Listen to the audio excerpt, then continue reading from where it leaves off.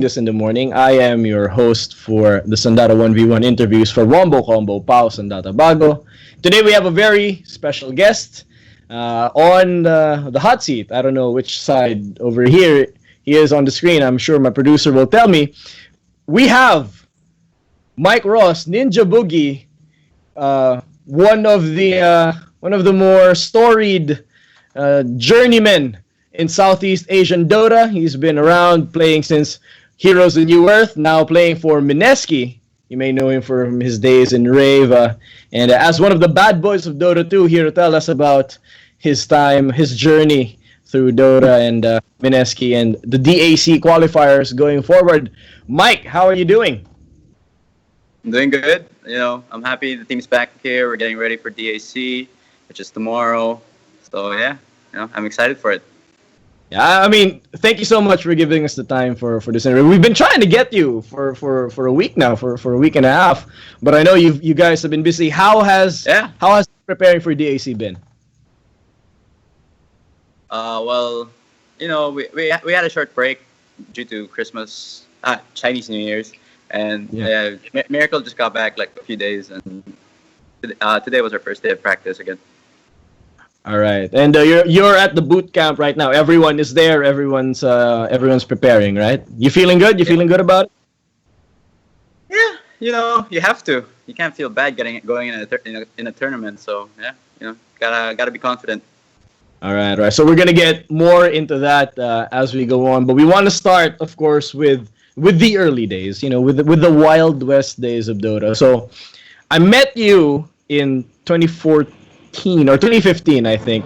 And by that time, you've already been around. You've been in Heroes of New Earth with Duskbin. You've played for a lot of different teams in Southeast Asia. At one point, you were qualified for the Asia East qualifier for TI3. So tell us about that. So I want to start with the Heroes of New Earth days. Duskbin.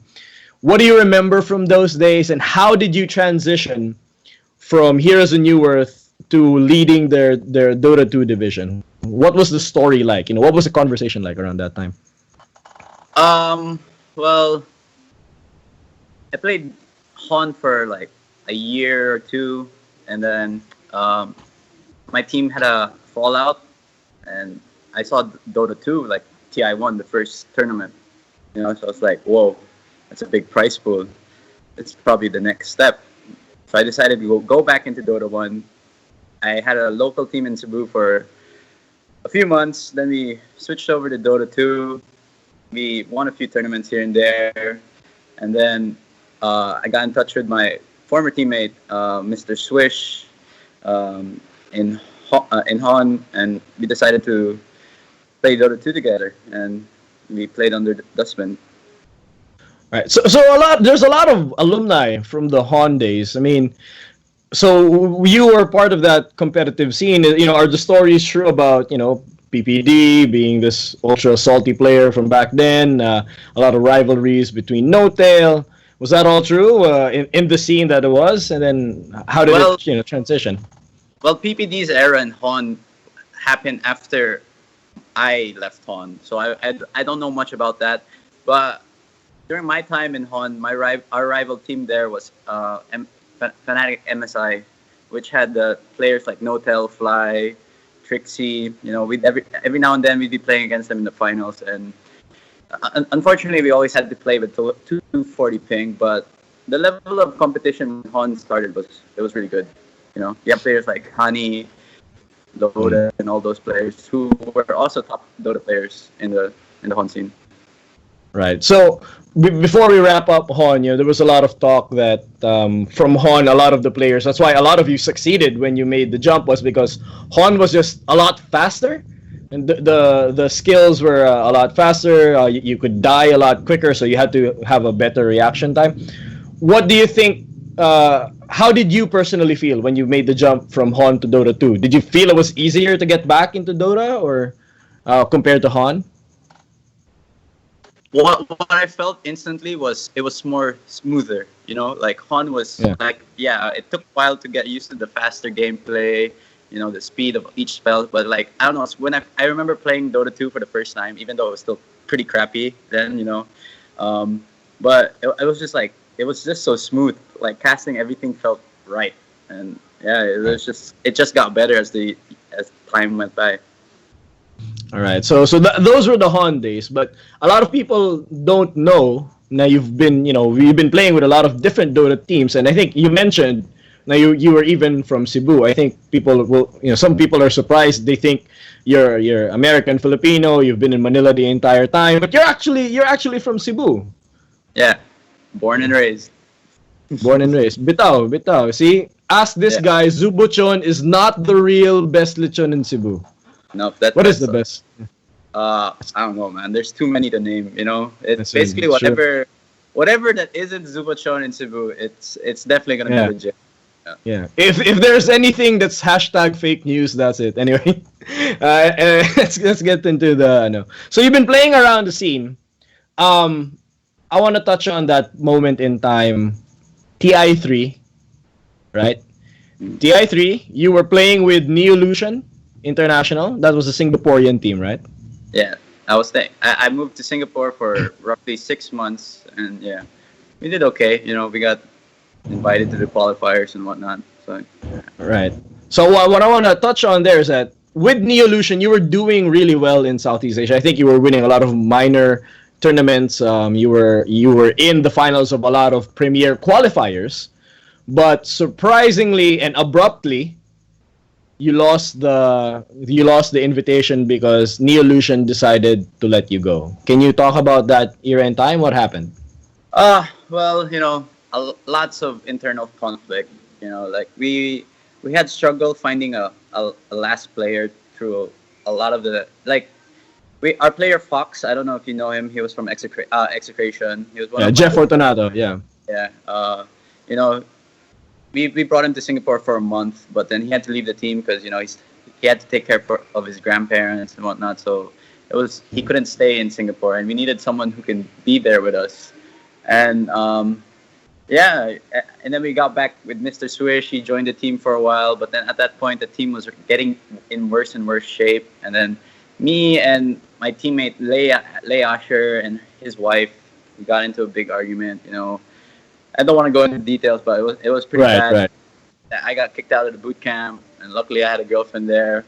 But we still went over to PGF, and we got fourth place. But there was already, I don't blame them for wanting to remove me from that team, but like at the same time, like they have to understand my point because like I sacrificed so much for that team, And Right. Right. when I was there, it just felt like lazy, like they weren't putting the amount of effort that you should be.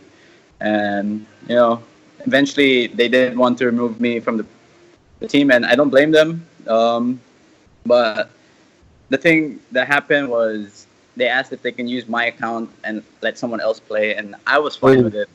But I told my girlfriend about it, and my girlfriend at that time, and she went ballistic, and she made it like public, and yeah. And one thing led to another, and that caused you guys to lose the invite altogether. So the reason why I got into that is go ahead. It's just 'cause during that time, like Valve was very strict about roster stability, and once the invites were out, you can't change anyone. Right. All right. So the reason why I got into that story with Neolution is because I think around that time, that was when the image of Mike Ross, the bad boy of Dota 2, came out. Because there was a lot of misinformation, there was a lot of rumors, there was a lot of whispers, especially among Filipino fans who knew you. But the way I know that you're pretty intense because you're very competitive. Otherwise, you're pretty chill. I think every time we've seen each other, it's always drinking, I think. Right? MAS, EST, it's always drinking when we see each other. So, how would you describe yourself? Do you think that the bad boy of Dota 2 is a fair description of yourself? You're true in that I'm a very competitive person, and some more, I love the game of Dota, and I always try my hardest to succeed. So I mean, that's also how I was built up, improving as a player in Dota. Like my first mentor I remember like my first bet match. He literally told me before the game started when I was 14 years old. He said, "I better last hit properly, or else he's gonna punch my face." You know. Yeah. So like that kind of attitude grew onto me. So yeah, I don't know. I'd like to think that I've gotten better throughout the years as I gotten older, but I'm still very competitive, and it does come out every now and then. Right. So the intensity is still there, but you're old enough to know a little better. All right. I respect that. I respect that. So from here, we follow your timeline. So you played or you bounced around a few teams from there, right? You ultimately ended up in Execration. Execration before Rave. Now Rave, I think, is the bright spot. If they don't know you, I think that's where a lot of people started to really pay attention to NB. How did you start going on Rave? Because I know you followed the team there a little later than the others, right? So how did Rave start with you?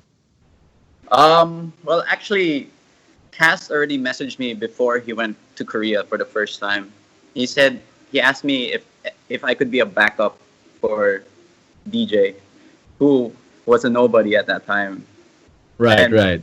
I said, for the first week, I said, okay, I don't mind being a backup. I want to go to Korea. It seems like an awesome place, and who wouldn't want to go?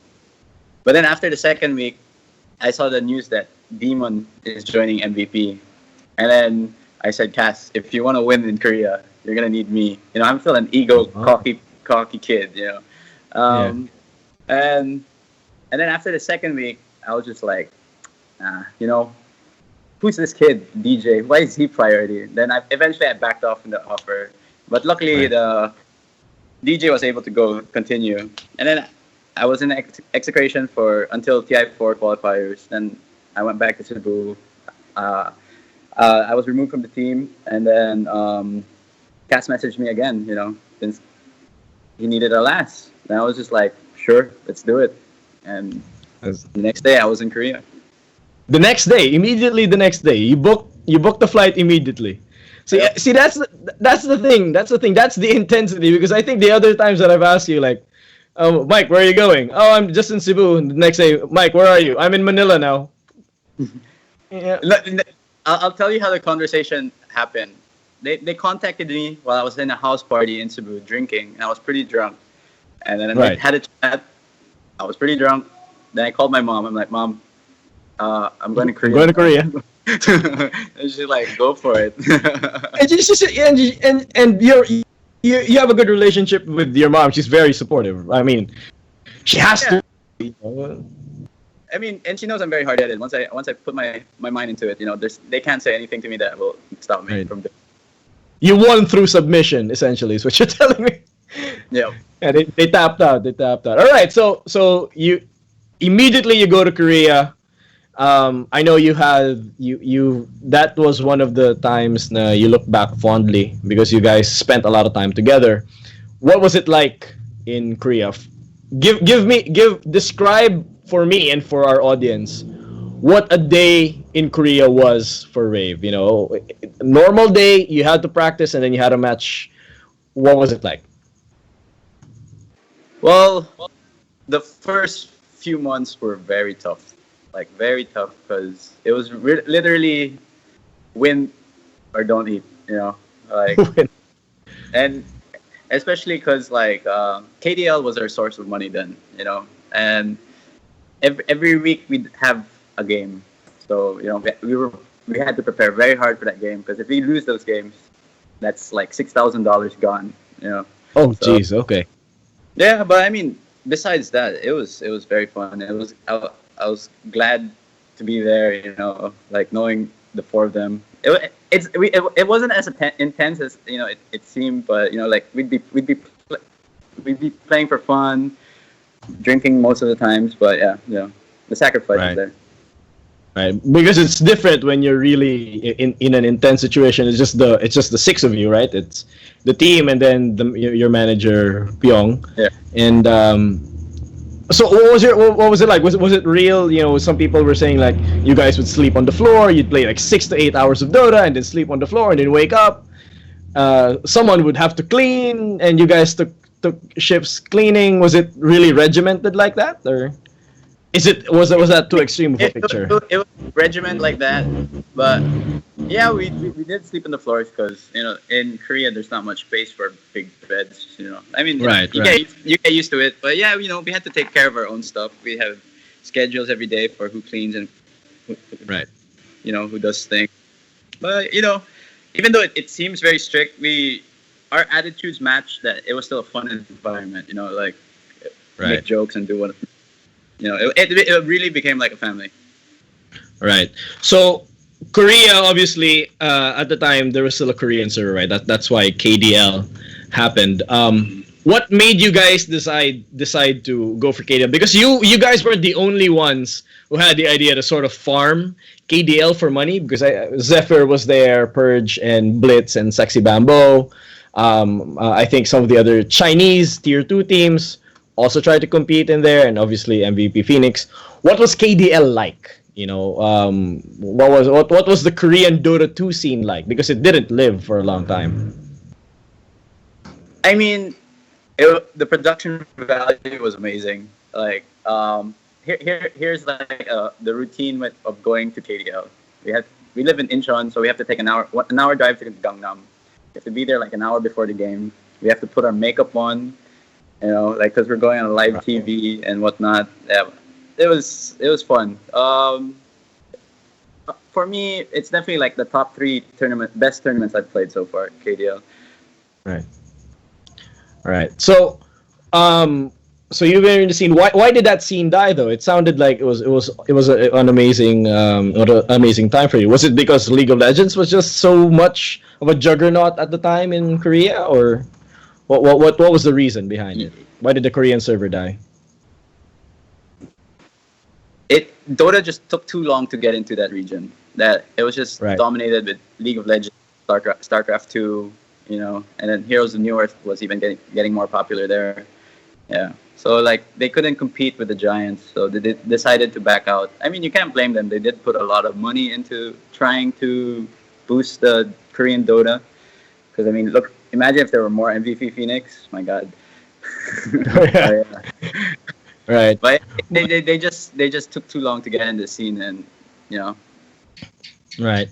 it But won't- would you recommend though to someone, for example, like in today's Dota 2, competitive world, would you recommend to someone to fly out to a distant country, bring a group of 5 players and just grind there without distractions? Because that worked for you guys. I remember you saying at one point that you guys were a bunch of 4K players, and because of how intense your training was, you all became 7K in China, which was the hardest Yeah. at the time. Would Yeah. you recommend that now to someone else? Oh, definitely. Like honestly, my perspective after going to Korea, I thought it was the next step from C because, like, money wise, C at that time was really shit in Right. terms of getting money, and you need that sustain as a professional. So yeah, I mean, and no distractions, and up to now, I think Korea is the only place where you can play in 3 different regions and have no issues. We would train against U.S. teams, China teams. So yeah, and having no distractions really helped a lot. So All definitely, right. I would suggest that to a group of 5 people who want to improve quickly. All right, so before we close the book on the rave days, we got to go to the beginning of the end, as it were, and I think it all kicked off with. I think it would be fair to say it's a disastrous tournament. Major All Stars. You were there. I was there. We were almost crushed by a door because day 1 it rained and no one could leave and no games were being played anyway. Yep. Something Yep. caught fire. Yeah. The gods didn't want that tournament to happen. Do you remember the MAS experience? Can you bring us through that tournament? Yes. How can I forget that experience? It was a shitstorm. And yeah, I mean, God, that was, I, I didn't notice it at that time, but yeah, that was the beginning of the end of raves. Like, I mean, we didn't have our conflicts then, but because of that tournament, you know, they went. If we didn't participate in that tournament, you know, we could have had a longer time to get our USA visas, you know, and participate in the two tournaments we qualified. Right. And That was probably win. ESL1 and It MLG. What's that? What were No, those? it was it was Summit and MLG. A Summit and MLG. All right. Yeah. So you went to MAS. You didn't finish. You didn't finish in a good placing. Because Yeah. of because there was a lot of issues. Day one, there was only one game that was played. Something caught fire. No one could get out because it was raining. But then the succeeding days didn't go well for you. What were the issues that started to come out in the team? Um. Well, I think our first game we were against NIP, and they were pretty good. You know, I think we played pretty decent. You know, I think we performed to our expectations against. It Right. just had some slip ups. But against Power, this was the first time my rage went out in Rave. Like we were winning Power. No, it wasn't Power. It was Redemption. Redemption. You know. Right. Right. Yeah. Um, Yeah. Because the different team name. Yeah. yeah, we were winning quite handedly against them. You know, and then everyone started to just fool around, and you know we make back to back mistakes, and then ended up losing the game. And I let my rage out. You know, like we should be playing serious, like we would be playing against NIP, you know, but just because we're playing against the team that threw the game and ban, you know, like they're just fooling around. And I don't blame them, you know. You're supposed to have fun playing, but not to the point where it You causes you, lose the game. especially when it's an elimination game, you know. Right, right, and because of that, you got eliminated, and so the conflicts began there. But that wasn't the end. No. Right after that, there was immigration issues. Yeah. There was the lag. There was a time when you had to play 3 players in Korea, 2 player. Oh wait, was it the other way Other, around? Was it yeah, other way other around. way? Yeah, 2 players in Korea, you and Jayo, Mm. and then Rio, DJ, or Chrissy Yeah. then, and Cass over here. So what were your conversations like then? Were people like running around screaming, "There's fire! The sky is falling," and then just suck it up? How did you guys deal with it internally, knowing that there was that big fuck up at the immigration office? I mean, there's nothing to do. Like, you know, we couldn't do anything about it. It was out of our control. But what caused those games were them lagging and them. I believe they didn't have a microphone, or like not all of them could use a mic because I didn't. I think they didn't bring their gear or something like that. I don't know, but I remember quite clearly, like, we weren't communicating as much in game because I think few people didn't have their mics or whatnot. So it caused us a lot of games, and that's where the Malaysia hype started coming. Because Yeah, Team Malaysia got invited over you guys. yeah, and once they got the invite, so you know, I was definitely frustrated. You know, like I was like, what are the rules of the invites, Paul? Like, I thought it was consistency, top placing in lands, and Roster stability. and here's a team that just forms 1 month, and oh, you're definitely invited. But, Right, yeah. right. Have you ever resolved that? Well, have you ever talked to someone from Valve? Have you ever sort of gotten some clarification on that, or has it been radio silence since then? Nothing. Even even like all my friends, like Winter and all of them, they're like, that was nonsense. You know, like Right, no one knows the reason why. right. Yeah. Well, that was and that started it, right? And then after that, you didn't qualify, and then a little bit more sputtering out in tournaments, and then you guys decided to call it quits. Looking There back at it, was no bad, like Yeah. there was no bad. Like once we lost, you know, the TI qualifier, like we got it. It felt like we got our confidence back. You know, like in the TI qualifiers, you know, we were playing really well, and then we just fell short. Played really bad in our elimination match against MVP Phoenix, and like no one blamed anyone. It was just right? everyone was just sad and disappointed, you know. And yeah. So, okay. Well, in that case, how did the conversation towards this band happen? If you can share that, by the way. Um. Well, I I guess the conversation went like, obviously the Pinoys wanted to go back to their hometown. I don't blame them. They were in Korea for nearly 2 years, so Yeah. they I I thought that I would be a part of that new team they'd make, but I guess Cass got influenced by his girlfriend not to take me because she saw my rage in Malaysia All Star or something. I don't know, Right. but yeah, they decided to make a new team and go back to the Philippines. Right. And from there, you sort of joined a lot of different teams. I think you were in. It was a fruit. It was a fruit team. Fruit name. A fruit name. All right. Fruit name. Bananas. Bananas. There you go. Bananas. Mineski X. And then short stint with Rave again. And then even shorter stint with Arcanis. Yeah. Before going back to Mineski. So I wanna before we close the door there. Looking back now, you've mentioned in your statuses and that you miss that team. Do you still think fondly of that team? Are you still close with your teammates?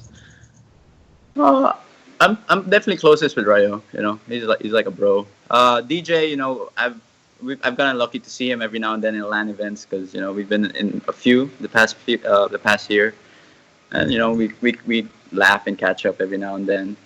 But Right. you know he's chosen to stay in execution. He seems happy. Right. You know, that guy has sacrificed a lot.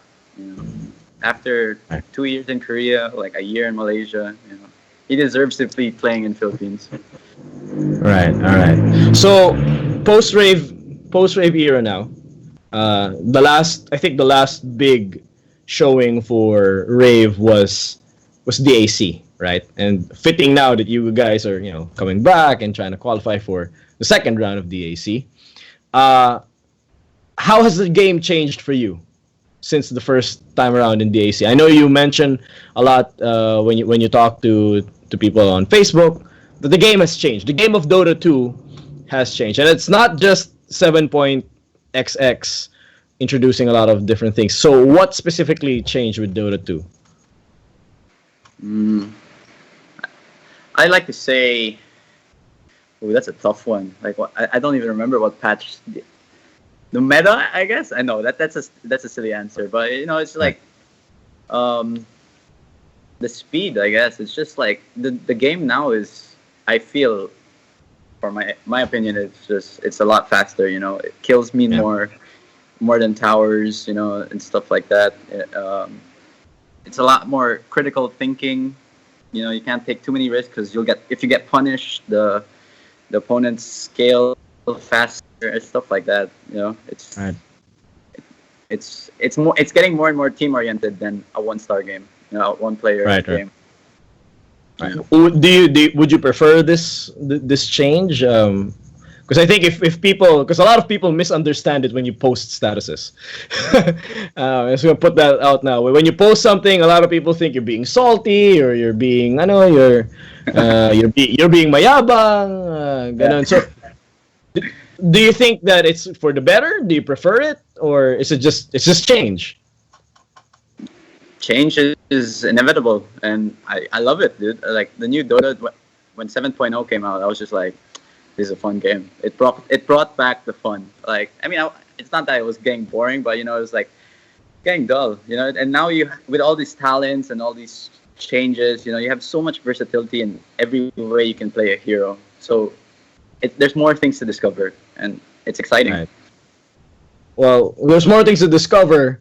But you discovered just how oppressive Helm of the Dominator is. Talk about that item. Because, by the way, if people are watching this, we have an episode up on YouTube about how to use Helm of the Dominator, and now you can hear Mike Ross rant about it. Yeah. That was. Oh, I think I'm lagging, or is it you? Yeah, no, I think it is me. There you go. You're back. You're back on sync. I think I'm back on sync again. So the game has changed. How has it changed specifically for a support player like yourself? Are you finding your more enjoyment now, or is it a lot less fun to be a support today? Because there's a lot of opinions, right? I think support now is the funnest to play. Like every now and then, I'm finding new ways to pull different caps. Like you're getting more money. Ah, More. right. It's like it's not like before where you're happy with just like a blink dagger. Now Right. you can expect to have a lot more items and more impact. And you guys have been using that pull technique a lot. You're either on Pudge or on Rubik or looking for new pulls. I talk from a pro player perspective. How impactful and how important is that? That new ability to pull a lot of different camps. I think some of them are too unfair, especially like if you can pull the ancient. That like especially like mid. Mid is all about the creep equilibrium and stuff like that. And if you have a way to disrupt it, like even in previous patches, like people would abuse Tusk to pull mid, and it got nerfed out really quick. So I'm pretty sure the Rubik pulling mid ancients is definitely going to be nerfed because that's too stupid. But It's too stupid, yeah. yeah, but you have like heroes like Pudge, Tiny who can pull off lanes, but like that's not as bad as mid. So I think it's still okay. But yeah, I think being able to pull like other than safe lane and off lane is ridiculous. All right. So, because a lot of that is, I think a lot of what Mineski is playing around right now is there's a lot of emphasis on you being the linchpin for the lanes, especially for Miracle. Um, are we going to see a Ninja Boogie Lion again, though? Because I think Lion was one of your signature, right? It's the AK-47 of Rave before. Are we gonna see a Mike Ross Lion anytime soon? I don't know. I asked myself that too, but it seems like Rubik's becoming my new hero again. This miracle Wow. miracle keeps picking it for me every game. I mean, I can't complain, but yeah, my line was pretty good during the AC. Yeah, I remember people. Yeah, you were saying like because people would message. I remember people would message the Rave page on Facebook. Yeah. Are our items secured? And then you'd reply, "Yeah, I'm picking Lion next game." And people, okay, we're gonna bet. So you gotta bring that out, man. You gotta bring that out. All Yeah, right, but so yeah, we'll see. It's a support here that's fallen out, unfortunately.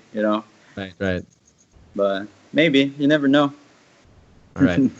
So we're gonna get into our last round of questions, and this one is going to be more about the future for you.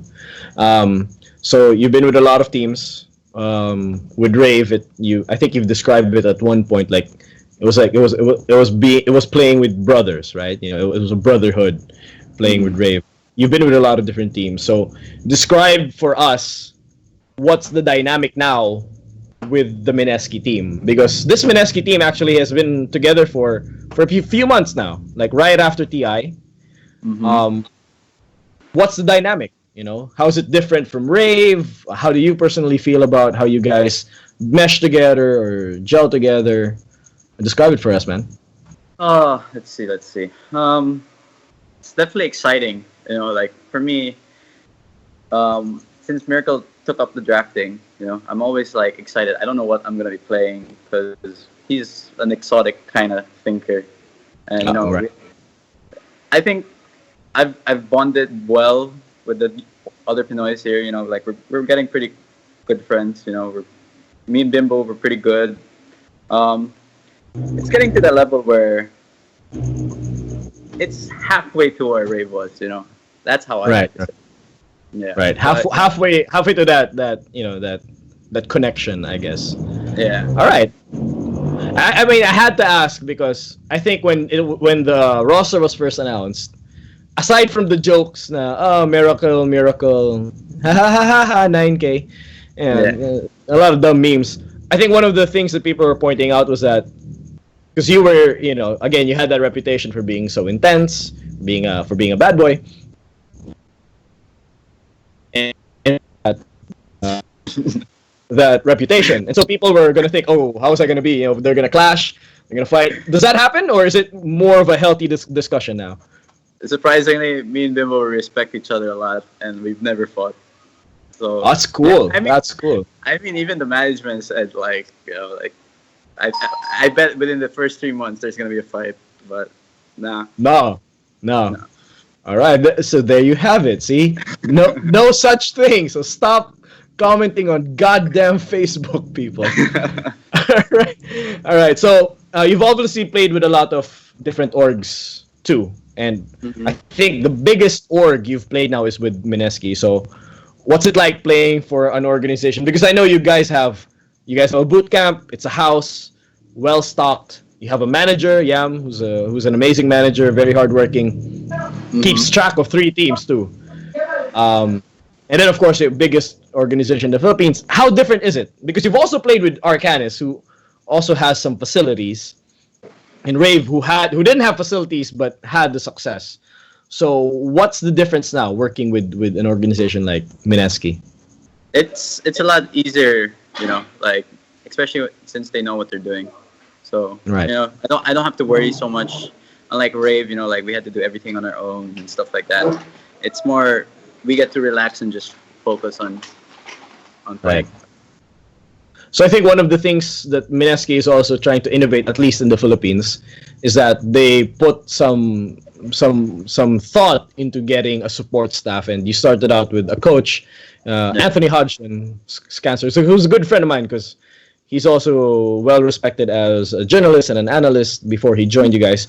What's Yeah. it like working with a coach? And do you think other Filipino teams should also focus on getting a coach?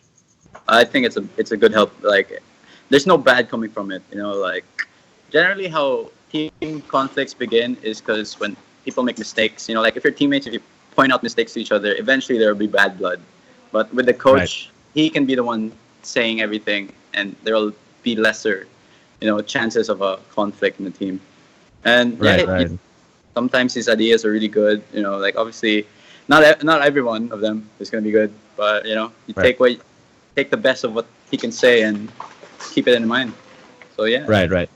And so but there's also different styles in coaching, I think for Fnatic, for example, Kipspol, lovely lady, what she does is it's more of here's some data from the games. I'm just gonna present you the data and you guys discuss what you can do with it.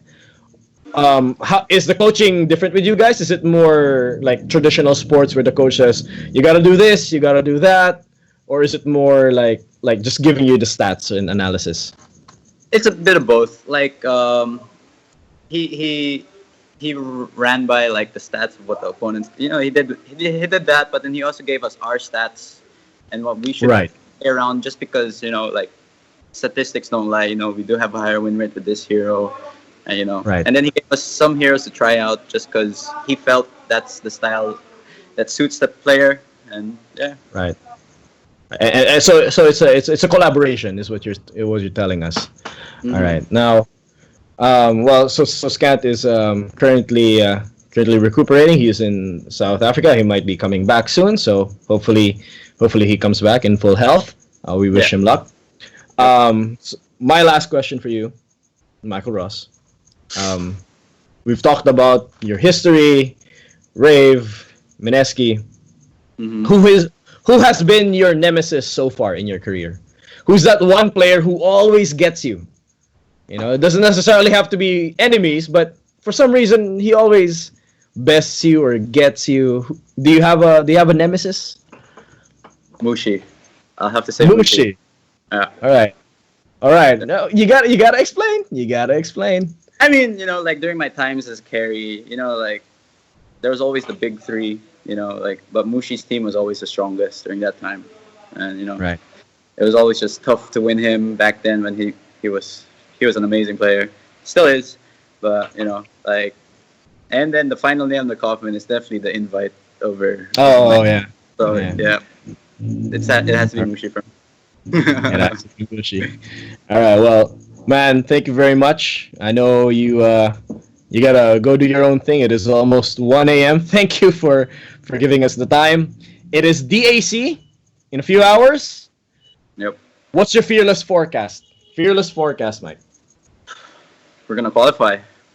You're gonna qualify. Obviously. Obvious.